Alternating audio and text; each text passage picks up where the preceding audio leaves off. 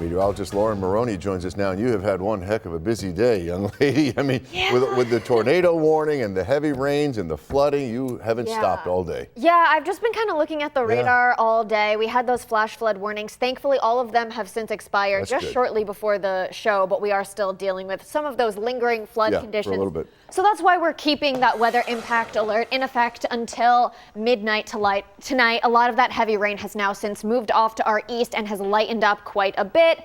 But just to be extra cautious, we're keeping that weather impact alert for now because there is still this flood watch in effect for our entire area, all of western New York and northern Pennsylvania. This is set to expire at 2 a.m. I wouldn't be shocked if they expired it a little bit earlier.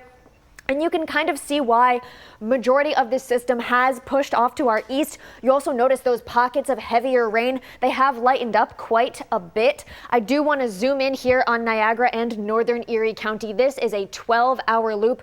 You can see this is where we saw a lot of that heavy rain coming through. That's where we had those flash flood warnings. Thankfully, they did expire shortly before 11 p.m., but there is still a flood warning in effect for most of Niagara County for any lingering runoff or any of those ongoing flood conditions that are still taking place, because we do have these storm reports for several roads that are still flooded, several basements that are still flooded. You saw Nate Mills's report. Not great in Niagara County right now.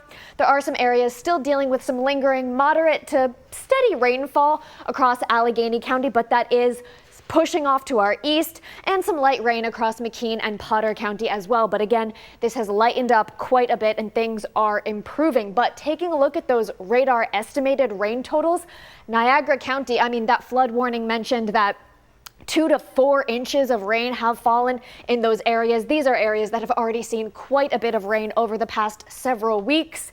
But Buffalo also got quite a bit of rain, over an inch of rain just today. So for the month, even though it's the second day of August, we've already seen 1.17 inches of rain. And the reason I bring that up is because that is not different from our total monthly rain that we got for the entire month of July. July was extremely dry for us, so it does seem like we are starting August on a very different note. So just to show you what the rest of the night looks like on Future Look, just advancing the clock about an hour, 90 minutes from now, really, all of that steady rain is going to be off to our east. Things are starting to dry out. Not to see that we won't see an additional passing shower, but those are going to be relatively light. Even by the time we're waking up on Monday morning, it's mostly dry. We're just going to be in that cloud cover. And then by the time we get to the afternoon, those clouds break apart, that sunshine breaks out, and it's going to be quite nice. So by the time we're waking up tomorrow, temperatures, while in those clouds, are going to be around the mid 60s, but once that sunshine breaks out,